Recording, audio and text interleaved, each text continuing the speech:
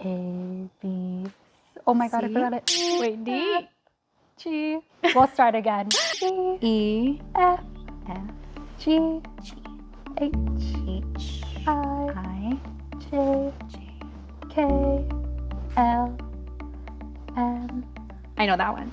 N, N. O, O. P, P. P. Yeah. Oh, hey there. Hello there. Destiny was just teaching me how to do some ASL because September may be over, but we're still celebrating Deaf and Hard of Hearing Awareness Month. That's right. And we actually kind of learned the sign for Happy Deaf Awareness Month.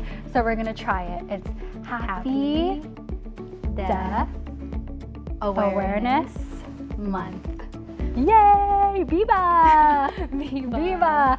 We are going to be joined by two really important guests. They are longtime educators and longtime advocates for the deaf and hard of hearing community. And Suki and I had a really great conversation with both Kirsten and Kevin Lozama-Regis. Yes. And we just really want to give a shout out to both of them and kind of highlight Kevin's journey as well as an individual who lost his hearing at an early age. I believe he actually had experienced a car crash. On Dead Man's Curve. He was telling a little bit of his journey and his story with us and how he's really been a really big advocate for the community. So if there's been pretty much any progress you can think of for the deaf and hard of hearing community, Kevin probably had a hand in all of that. So That's right. That's right. And we really want to give a huge thank you again to Kirsten and of course to Kevin for bringing these issues to our island leaders. It would not be where it's at without your advocacy and your hard work and for really shining a light on the issues that impact the deaf and hard of hearing community, our community. So thank you again. And Kevin actually sent us a letter that we wanted to share out with the community. He said he's been the one to really advocate and hold GovGuam and the legislature accountable to be ADA and Section 504 compliant. And there's this quote he said in his letter that he doesn't do it for the accolades. It's so that no deaf child has to go through what he has gone through. Because as he was telling us, he really faced a lot of barriers being part of the deaf community, growing up in the education system, right? Yeah, definitely. And we really want to also hone in on his advocacy because he also says here that he had support along the way, but again, if he hadn't pushed the issue, the progress wouldn't look like what it looks like now. And he fought for roundtables through FOIAs, literally demanding the government for answers. Yeah, for and answers. For progress.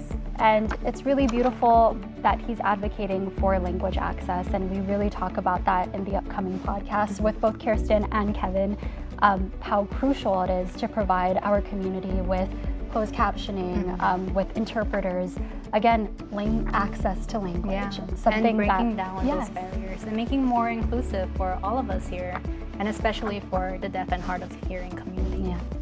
So we're going to be seeing Kirsten and Kevin momentarily at the KUAM Podcast Network. So see you guys there. See you later. Bye. Viva.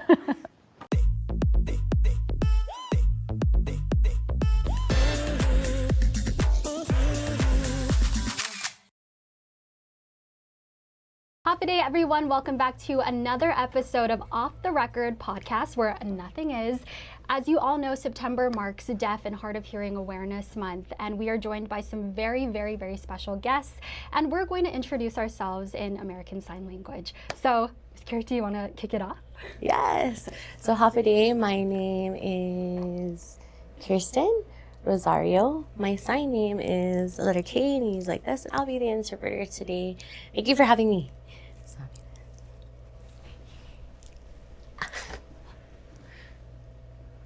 Hafide. My name is Kevin Lozama-Regis. I'm a deaf advocate for the community.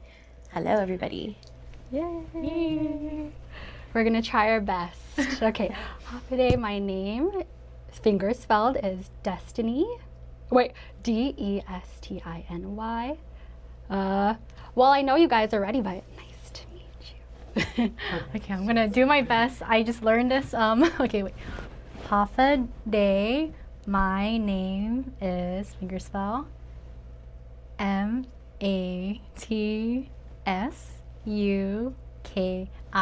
Haven't learned how to spell my last name yet. Nice. To meet you. Yeah.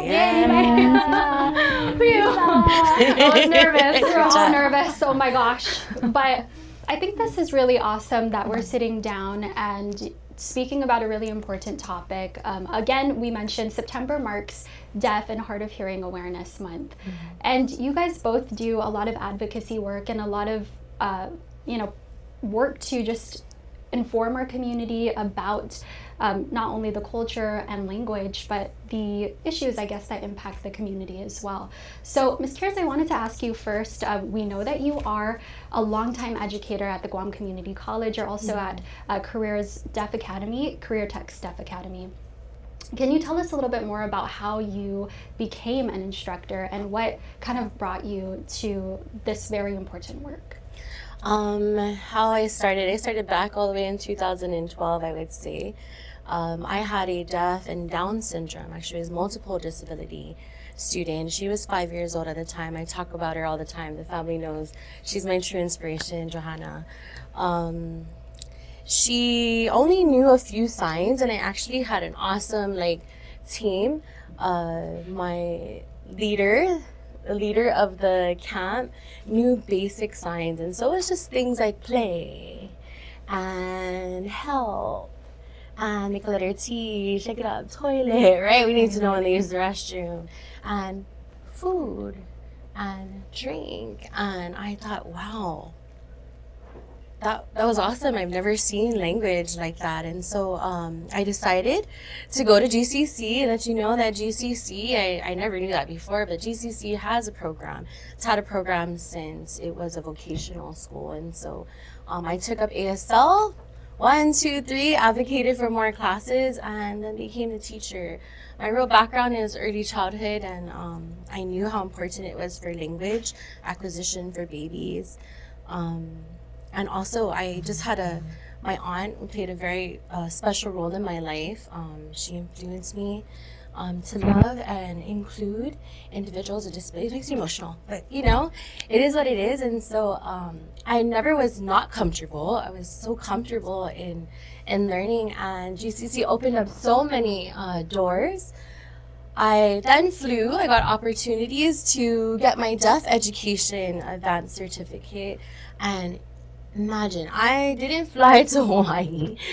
I didn't fly to California. I flew all the way to Marshall Islands with 13 other women in their 30s, 40s, and 50s. You weren't young. And I remember going to Marshall Islands and oh my God, why am I here? Why wouldn't Guam pick up this amazing program? But I understood. It's because Marshall Islands had a community of deaf children, and they had their own school. They had deaf teachers. They had deaf role models. They learned from each other, and I could see that their expressions and their sign was so rich. Very grateful for that program. That's NSSP. I have some of my classmates who, it's very sad, but a lot of their programs in Palau had shut down. Not a lot of advocacy and education about the ADA law or access to information. And so having that degree gave me more doors open. But here was the promise. Because I had a free education, I had to open up something to help my island for the deaf community here. And that started with Career Tech, and we're now 3 years. I knew I couldn't teach it because I was teaching at GCC. I had an amazing deaf teacher. She's now teaching there. Her name is Myra. She graduated from the Gallaudet University. She's traveled all over the world.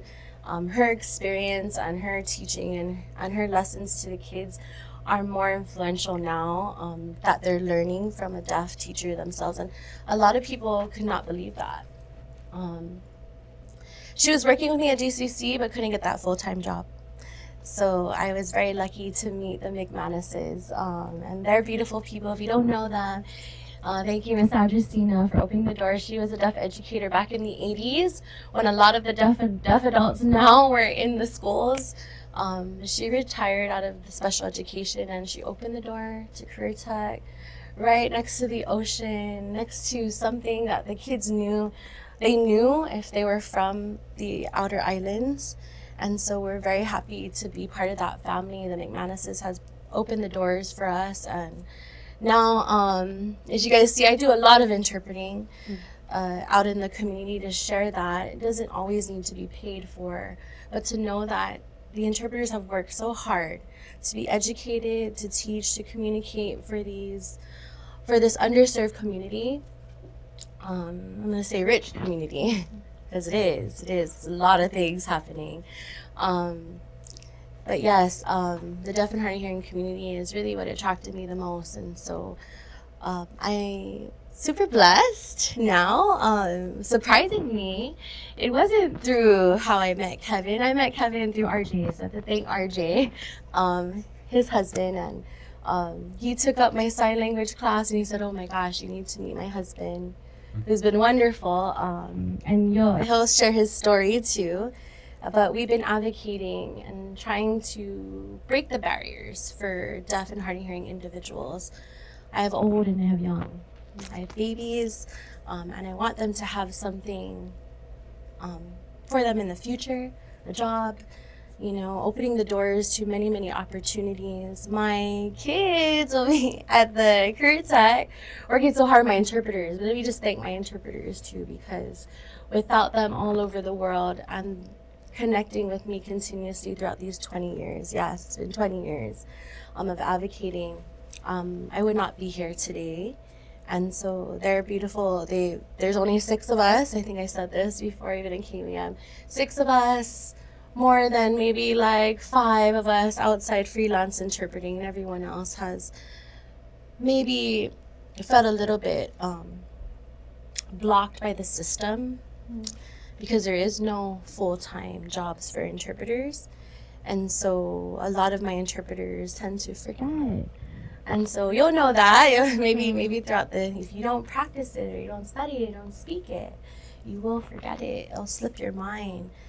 But you'll remember it if it was one of those like first times and you're like so excited about it. Right. So I hope you never forget your name, and the signs you learn, because one day it might just be your saving grace. Mm-hmm. Right? Yeah. So thank you. Go like this. Take your thumb and your, there you go. And go shake it up. Shake it up. Shake it up. Like this. And can you go like this? This is awesome, amazing. This is great. Great.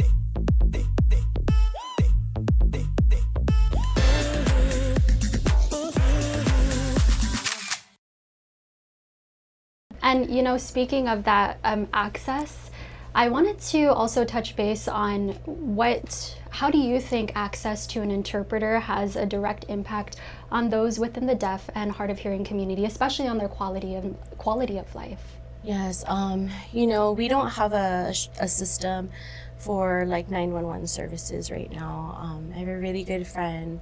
My party he's working, he's now the new chief, given so much responsibility. But to try and set up a text messaging system will help a lot. Because right now, deaf people, they're lucky if they live next to us. We're just the house down. Or if they have our phone numbers. Now everything's through text message. WhatsApp, they can FaceTime us anytime. And a lot of the times it's like that. I could be in class teaching and, I usually turn off the phone, but it could be an emergency now. And a lot of the times it's usually my deaf friends or family members or people I don't even know. are asking me for help, and that frustrates too me as well, because if I'm calling someone and I call an agency and I inform them, you know, I first of all, I say, it's not contracted that way, but it's professionally that way. I am Kirsten, I'm the interpreter, and I'm calling for a deaf individual. And that sort of like helps the flow, right? But we don't have a set up agency like that here on Guam. I do it because it's professionally taught to my interpreters to also introduce themselves as interpreters. When we have family members, it becomes a little bit like, it could be possibly like, my mom needs something, right? And we're not really sure what the level of interpretation is for that family member or child. Children become the interpreters too for their family members, and they grow up so fast.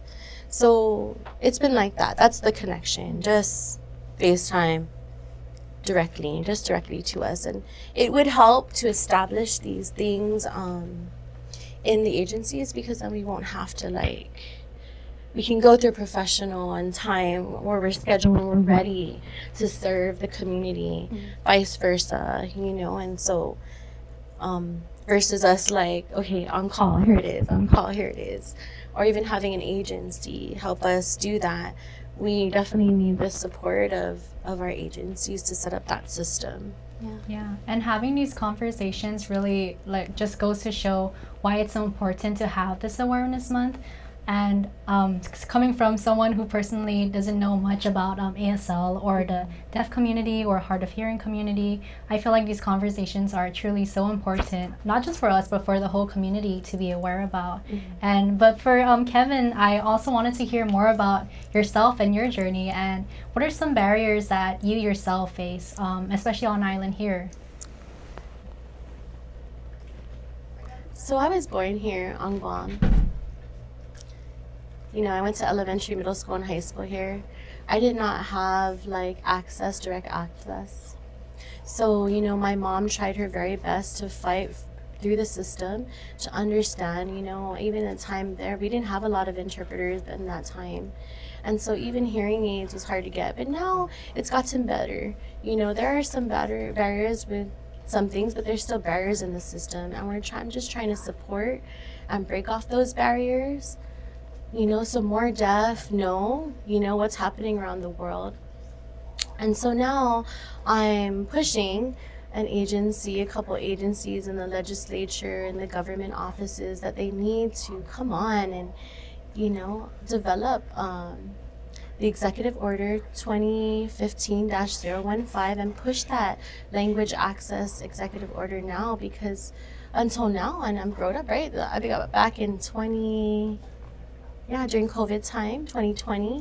And when I got back, wow, still there was a lot of barriers. I was surprised. You know, I said, wow, it's time to change.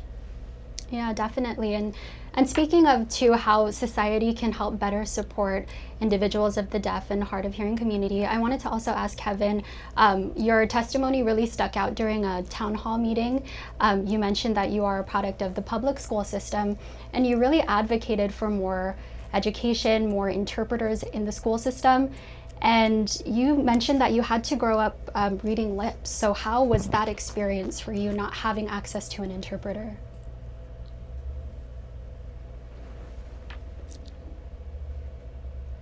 Heartbreaking. I'm sorry. For example, 4th grade. I remember the teacher was so mad, always mad every day, you know, and thought I wasn't paying attention in class. I tried, I couldn't hear. The teacher didn't know or didn't believe I was deaf. I remember in 4th grade, I got into an accident. I lost all my hearing. I knew nothing, you know, I lost my sound. I didn't know what was happening. And so when I accessed school, the teacher was just so upset every day at me. Kevin, how come you're not paying attention? How come you're ignoring me? You know, I would go to the principal's office, and you know, before, the discipline was a big paddle, and they would paddle you. I mean, I tried really my best. I'm sorry. You know, I tried to advocate, understand that role as a teacher and their understanding of their roles as interpreters, but back then I didn't have that support.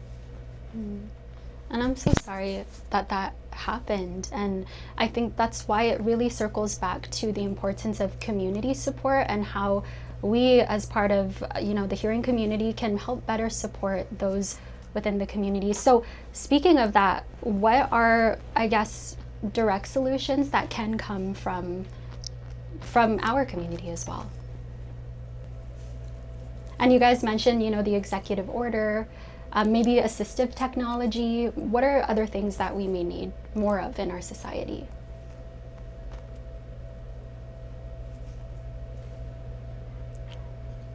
Right now, for example, Career Tech has students. And DPHSS, for example, I'm just going to give you an example. They needed their health certificate because they needed to sell things, right? But they said, no, you must bring your own interpreter. Or, the boss signs that you will learn, progressively when you talk about restaurants or anything that deaf children go out. But DPHSS must require, but they're bringing their own interpreter. They're not free and they're not cheap to just bring out an interpreter anytime. It is the agency's responsibility to make sure that they have interpreters set up for that. If I bring my own interpreter, for example, to the legislature, the same way if I go to legislature, they must be able to see what's happening. So, Senator Calvo, she had a roundtable discussion with all the agencies on what, until now, right, 2015, what have we been doing to establish the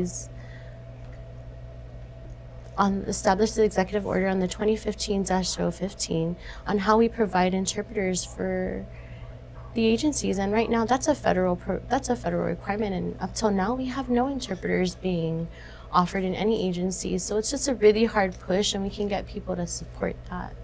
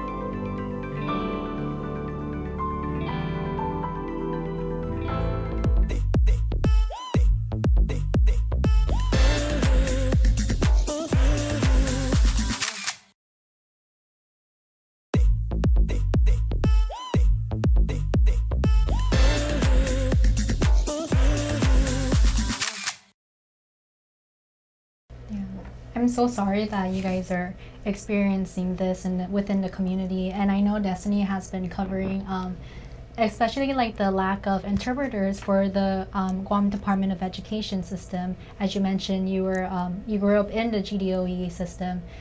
How do you view where we are at now compared to when you were going to school back then? Has things gotten better, or are we still lacking interpreters and access to or accessibility for our children who are hard of hearing or part of the deaf community?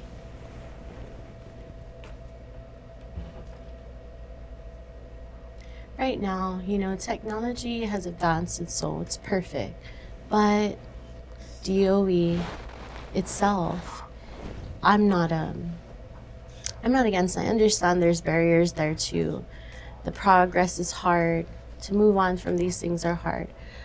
But, you know, interpreters, they're labeling them as different other job descriptions when they're supposed to be labeled as educational interpreters.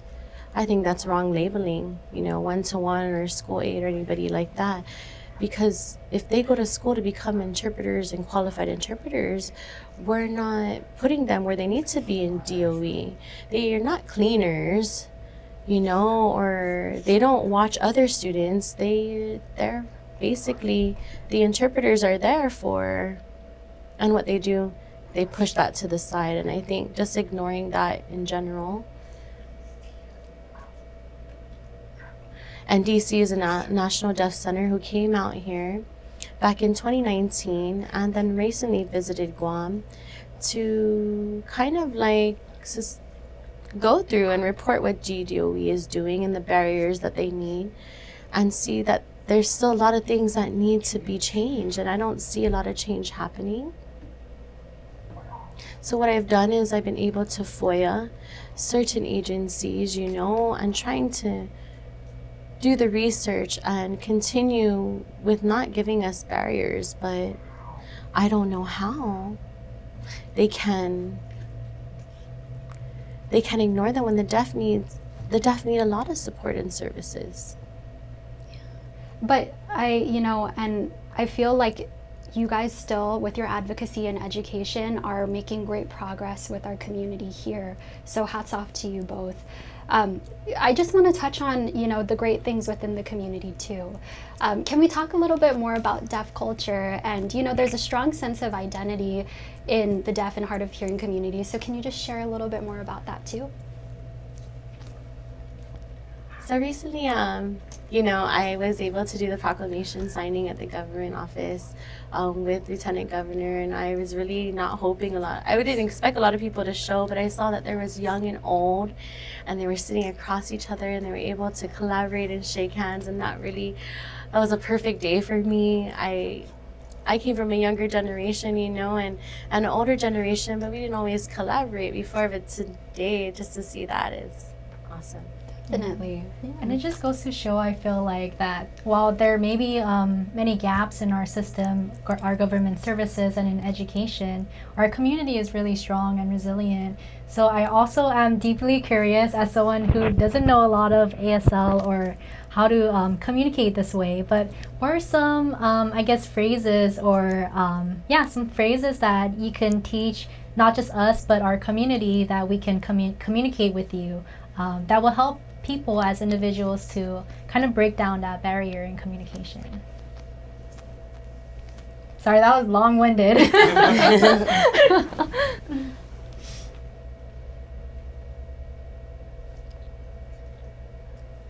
What phrases would you like to teach the community? So the sign for deaf, you make the letter D your pointer finger. And what you're going to do is your pointer finger up, you point to the side of your ear and then to the side of the mouth. So this is the sign for deaf. And then you're going to take your open hand, your palm, put it all together. And you're going to take your fingertips and put it to the side of your forehead. This is a sign for awareness. So we're going to try that together. So the sign for deaf, with your pointer finger pointing to your ear and the side of your mouth.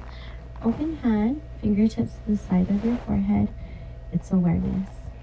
Oh, maybe we can practice our happy. Yes. And so if you open 5 hands, swipe it on your chest in a circular motion towards yourself. This is a sign for happy, but you must smile so I know people can hear this. So we definitely know if you're not smiling on the camera or you're on a podcast, right? So smile, happy. And it slides on your chest. And the faster you do it, the more excited it is. We're very happy. So happy. Okay, happy, deaf, awareness. What about for a month? Awareness. Oh, for month. So you take your pointer finger, 2 letter D's on both hands, but you close it up. And then you're going to take one finger, bring it down the other back side of the hand. And one will be facing palm towards you. And that's the sign for month. Okay. Let's try to put that I'm gonna together. open and shake it up high. Fingertips to the sky. It's applaud. So happy, Circular motion. deaf, Point your fingers. awareness. Awareness, yes. Fingertips on the side of it. And month, yes. Take your pointer fingers slide down. We forget, we might even have people like on the podcast that are also blind. Right. Yeah, so if you take your peace sign and bend it here, blind, this is a sign for blind. So you put it right underneath your eye. And so here's something interesting about sign language is we haven't even started yet here on Guam, but it's called Pro-Tactile ASL. And so this is used for individuals who are deaf and blind. And so I do have some students who are deaf and blind. And so trying right now to coordinate with our vision specialist who's with actually our elementary students at JQ San Miguel on trying to come up with programs, right, in the future, even for deaf blind, and not limiting it to finger spelling like maybe Helen Keller, maybe you've seen on movies, but giving it more like rich language using sign language. And so that's something too we have planned in the future. And I think that's awesome. Yeah. That's awesome that we know that even if I'm describing it, right? Here, you take your pointer finger, you point to the side of your ear, point to the side of your mouth. I'm sure anyone that's blind is able to do that. Yes, right? So that's why I just wanted to say that. I wanted to give you guys pause a little bit. I'm so sorry, why I pause a little bit so that we can take some time to remember that we need to slow it down too, right? Because we could be teaching others too, even on the podcast. Right, that's true. Yeah.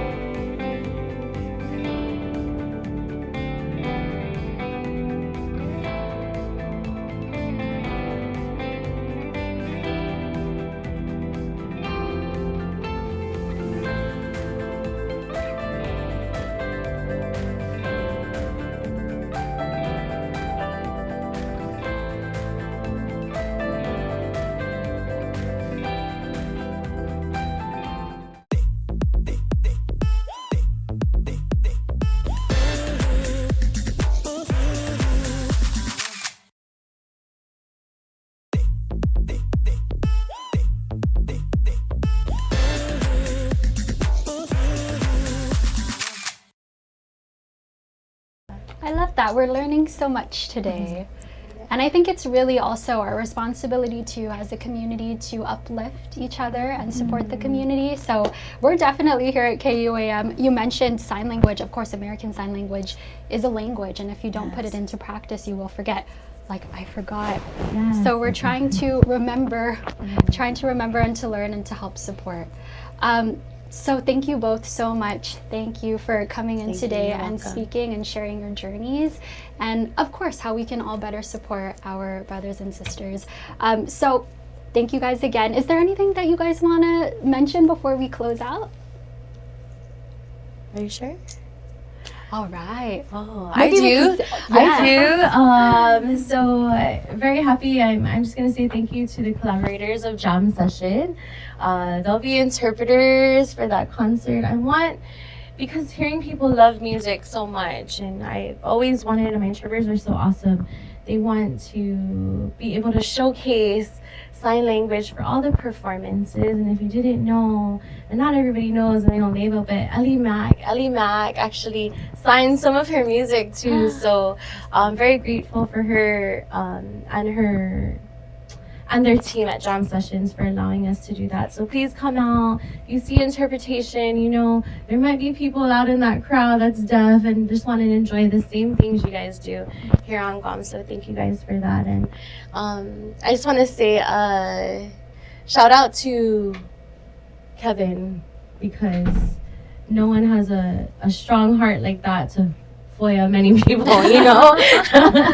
And so he tells me, gives me spirit too, and the soul, like it helps so much. Such a blessing. Thank you so much. And thank you ladies. Thank you so much for learning sign language. That means so much to the community, and we hope that, you know, everybody behind the cameras too, this is actually their job to make sure that there's an interpreter or there's captions. And so it's not only about you guys, right? Thank you for coming here and watching this, because this really changes a lot of the minds and opens up doors for many deaf people to be involved. Yeah. There are a lot of families out there, and they're called Codas. If you haven't watched Coda, it's an awesome movie, guys. It's an awesome movie.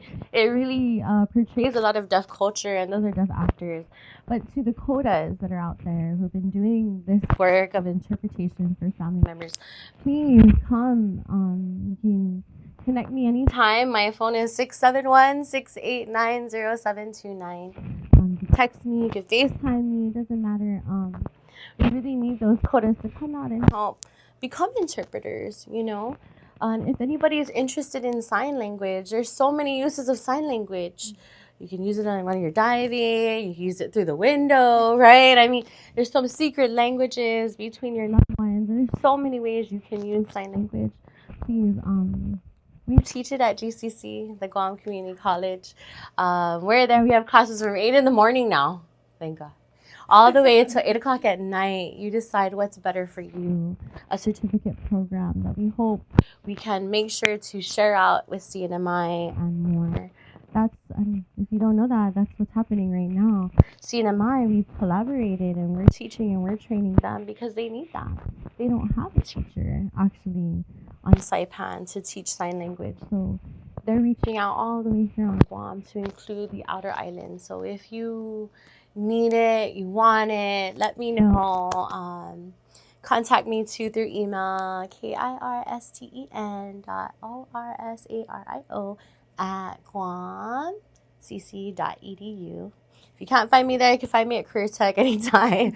They'll connect you too. And there's a big community too, and they would love for you guys to learn sign. Thank you. Maybe we can sign off with our see you later. Yeah. Oh, yeah. Can you teach us again? I might need to. So you're going to remember. make a peace sign. You're going to these represent your eyes, okay? So you're going to point at the camera. C, make a letter L.